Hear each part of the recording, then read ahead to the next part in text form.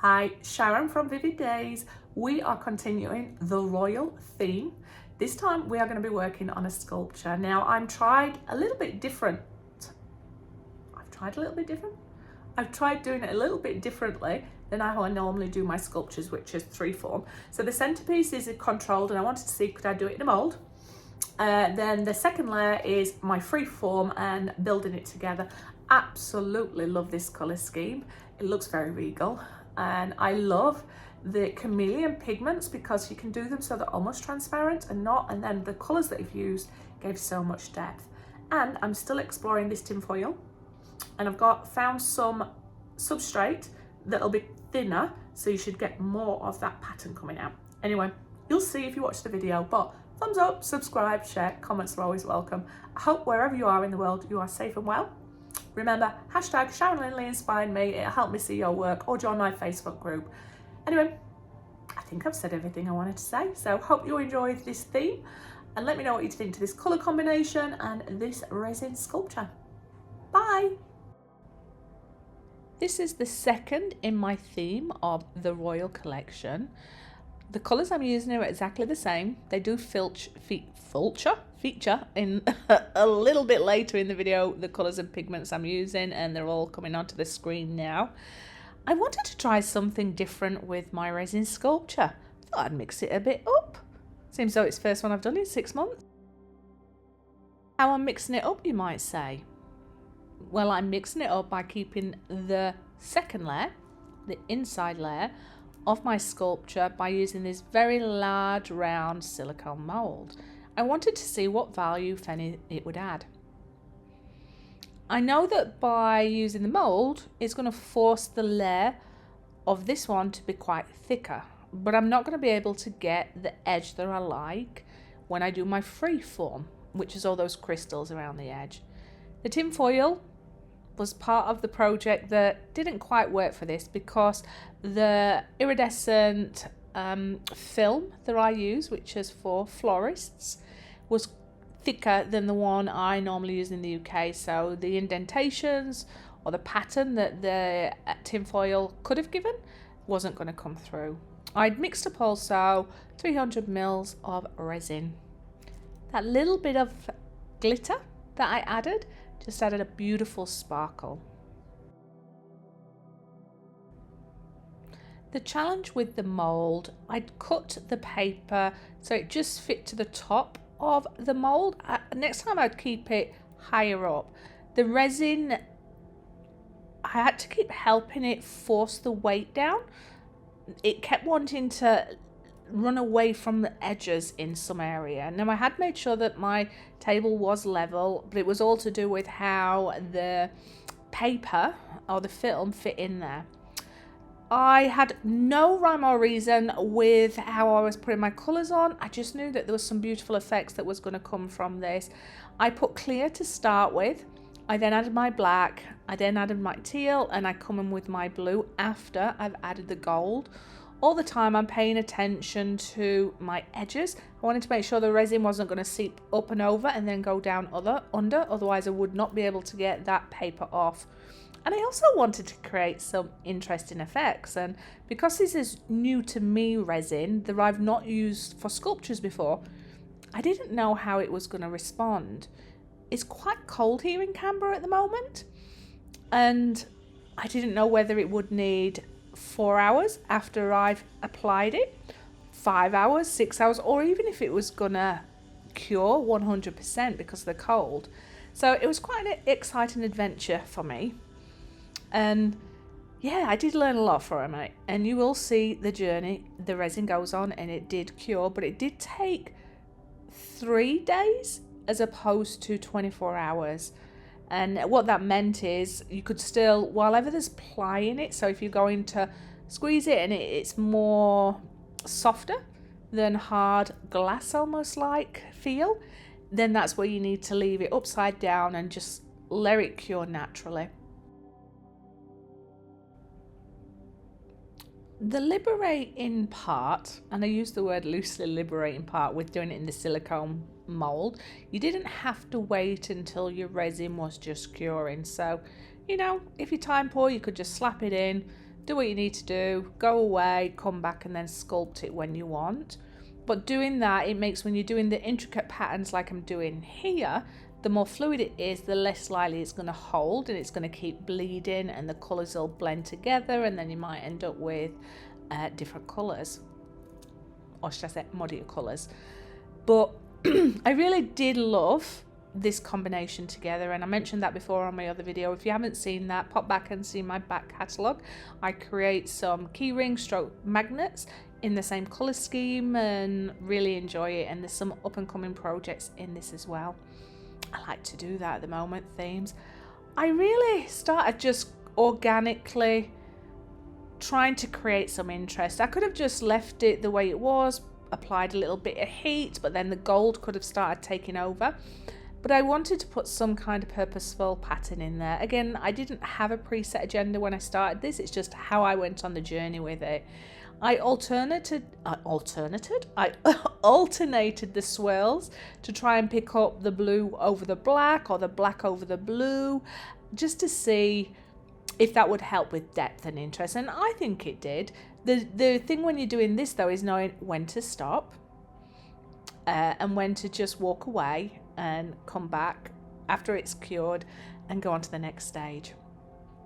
So I'm now going to leave you just to a little bit of music, watch the process for a little bit. This is how I left it. I covered it up with a tub, upside down tub, because I'm working in a very small space, and then I come back and it was 5 hours after.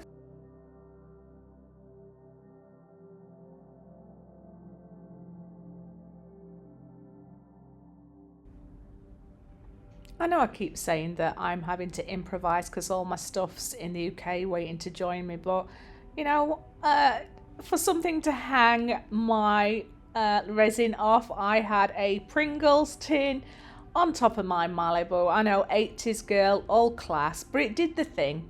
And I wrapped some of the iridescent film around it to make sure if any resin was going to drop or it was going to make contact, because it's still quite tacky, it's not going to adhere to it and ruin the whole sculpture. Now with this one, because of the temperature, like I said, it took 5 hours. I could have probably pushed it an extra out. Well saved, Sharon, well saved, bravo. I could have probably left it another hour, but I was heading out and I needed to do it. So I used the rubber gloves, or the gloves, mainly because I could have left my fingerprints in there if I pushed really hard, although it was quite durable. I didn't want to do that. You don't want resin touching your skin. And also it made it a lot less stressful by having the gloves, because I'm not worried about really making too many marks in there. I use my masking tape as a way of, I call it building scaffolding, but to hold the shapes, because it is constantly going to move, and I needed it to hold this position for 24 hours until I felt it was ready to be deconstructed. This is where it looks like after I'd done it. I knew it was going to be in the center, but I was loving these colors. I wasn't too sure if the iridescent film would adhere to this resin, because it's quite a thick one, and because there wasn't much of an edge, I didn't know if I'd be able to pull it off. Anyway, I do deconstruct it and have a little look, but then what I choose to do is just leave it on it upside down until I'm ready for the next layer, because it needed another 2 days to fully cure. The paper did come off okay. There was just one tiny little area. You're going to see me tugging it a little bit, but I went around with my scissors and just made sure there was no sharp edges, and I'm trying to work out if I enjoy it not having crystals on it. I end up coming around with the gold pen, and it just adds that nice little bit of zhuzh for it just to lift it up. But the darkness in the middle of those colours and the intenseness of them,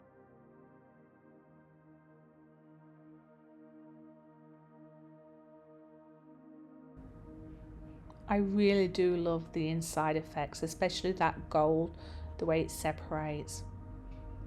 This is another day. I've mixed up 250 mils worth of resin. I've added the same pigments, and I sat patiently. It took 50 minutes for this resin to start to cure. And what I mean by that is you can see as I'm applying it, it's not spreading too much. It's leaving that dome edged, and it means that I'm going to be able to control my resin. Now, I thought that this would start curing in about 20 minutes, half an hour, but I think because of the coldness here, it took a little while longer. So I put my TV show on and I patiently kept touching the bottom of it just to see if it's warming up. The benefit of it waiting that long is the bubbles came to the top and I was ready to go, ready to start pouring. But I'm going to let you be hypnotized and watch this. There is no reason why I'm doing what I'm doing other than I know that you're going to see the top of this and the bottom of this, and I wanted to evenly distribute the colours so you would get to see each of the colours either side, but at the same time overlap some so that you're going to get some natural effects. With my board being inside a tub, I was limited to how far this could spread. So waiting while it's nearly curing gives you a little bit more control, and also understanding the size that you want your piece to be, and a little bit of knowledge. Anyway, the gold I add second to last, mainly because this gold can take over, and by adding a colour underneath, on top of it, should I say, not underneath it, is going to help me control where it's all going to go before I come back in and I do my skewers. Now there was a crease in this paper when I purchased it, so that's why you can see there's a defined line down the middle, but because I pulled it quite taut with my tape underneath, it meant that it wasn't going to be too thin in the areas either side of it.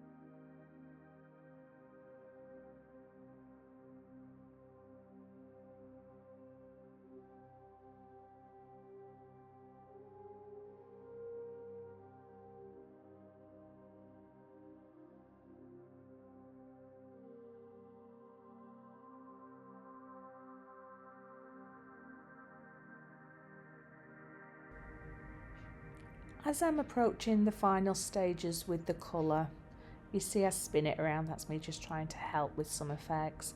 I'm just checking that in the centerpiece there is no obvious gaps, all the resin is connected together, and I'm now just coming around the edge ready for when I put my clear. Now the reason I put the clear on the edge is twofold. I think it is going to add to some of the effects on the edge, because as you put the clear resin, it's going to push some of those pigments back and it's going to add a nice little effect, a natural resin effect. But also I like to have my freeform resin sculptures with a little bit of bling on the edge, because to me it helps it look more like glass and adds a bit of class to it in my opinion. And because the resin has got a tiny little bit of that sparkle glitter in there as well, if the light catches it or anything like that, it's going to add a nice little you know, wow factor. I'm reluctant to add clear resin or much clear resin to resin projects, only because all resin yellows.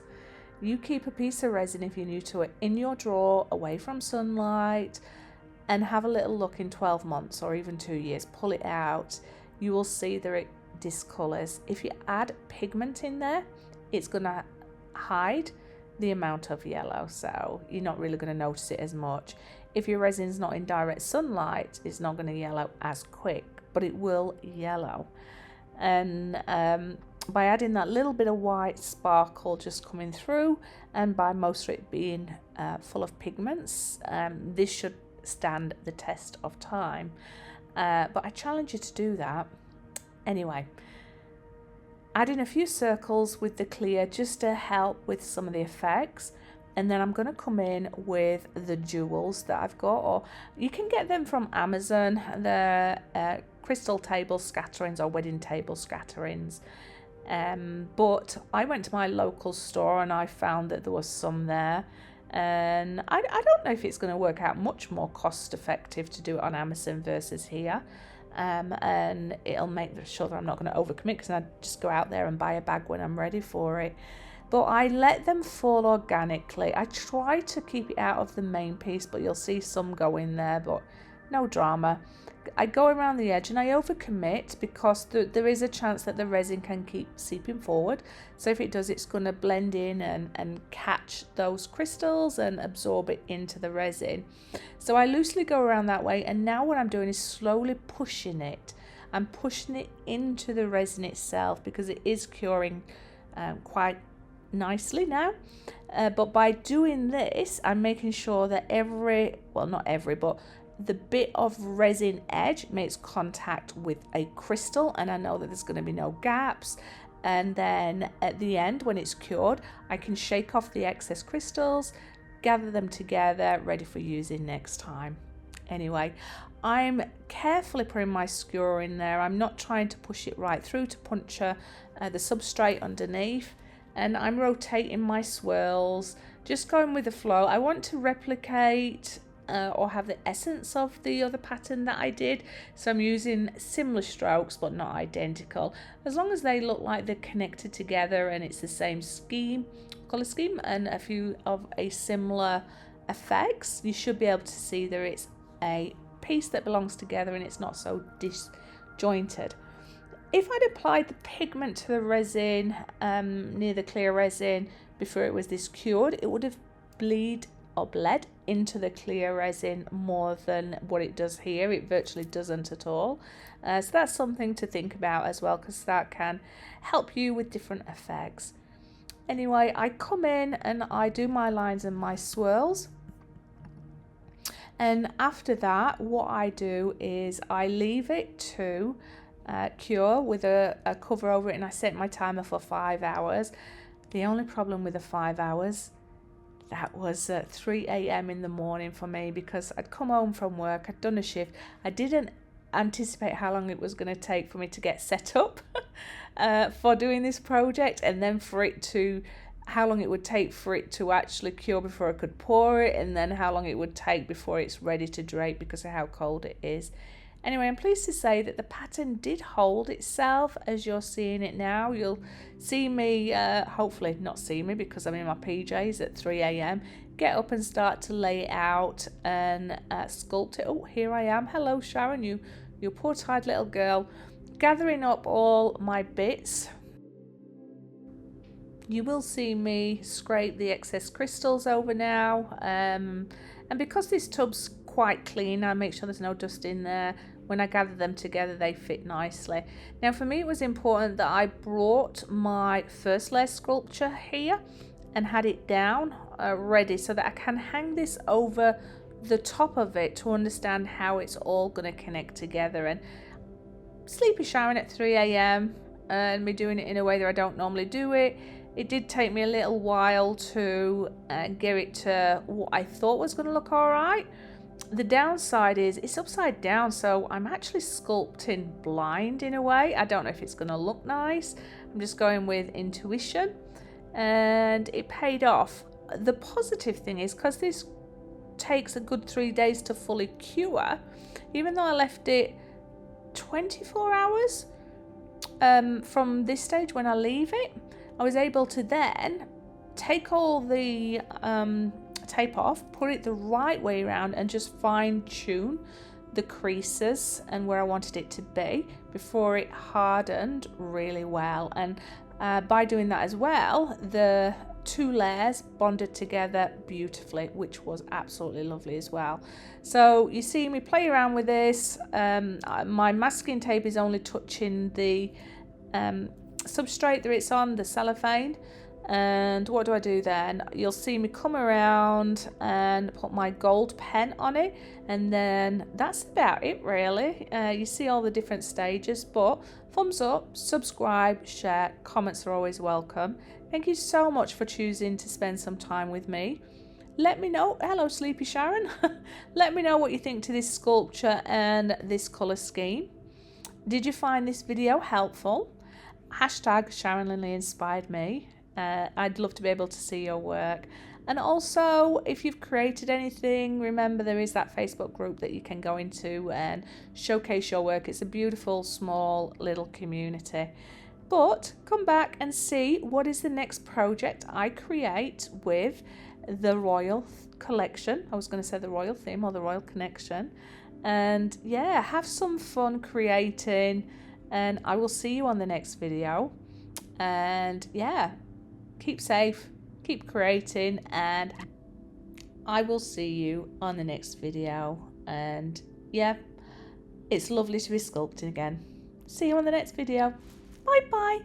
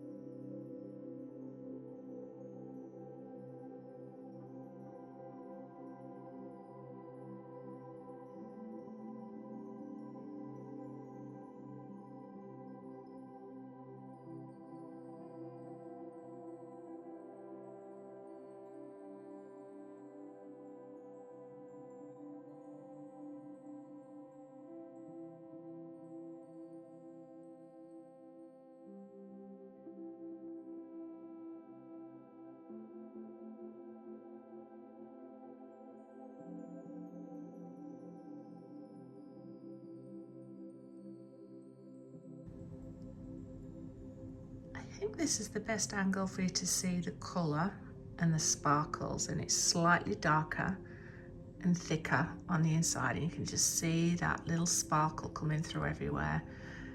The inside's got that gold all the way around the top, which blends into the second layer, which was the free form layer with the crystals around, and it's slightly thinner, bigger and more transparent, but just love those chameleon pigments. And I absolutely love that gold, and it definitely looks royal. Suits the royal collection, and I like the difference. I mean, you can put fairy lights in the middle, you can put any smelly stuff in the middle, you can put LED candles in the middle, or you can just appreciate it as it is. And this resin has firmed very hard. It did take a couple of days, I'd say 3 days for it to fully cure, so I was able to take a long time to sculpt it, and then I had to probably leave it a day longer to fold it into its final bit, but the center has attached to the bottom piece, so love that. Sorry that it's falling all over. I'm trying my best to turn it around with my hand, but this is how I see it being on my shelf, that way there. I just love that sparkle and that gold there contrasting with those dark colors.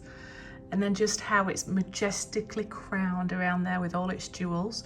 And it's quite light on the inside, but if you're looking at it that side, it's dark, and at the same time it's transparent, but also it looks opaque in some angles. So I just love this project. Remember, hashtag Sharon and Lee inspired me if you're going to use these color themes or do a sculpture like this.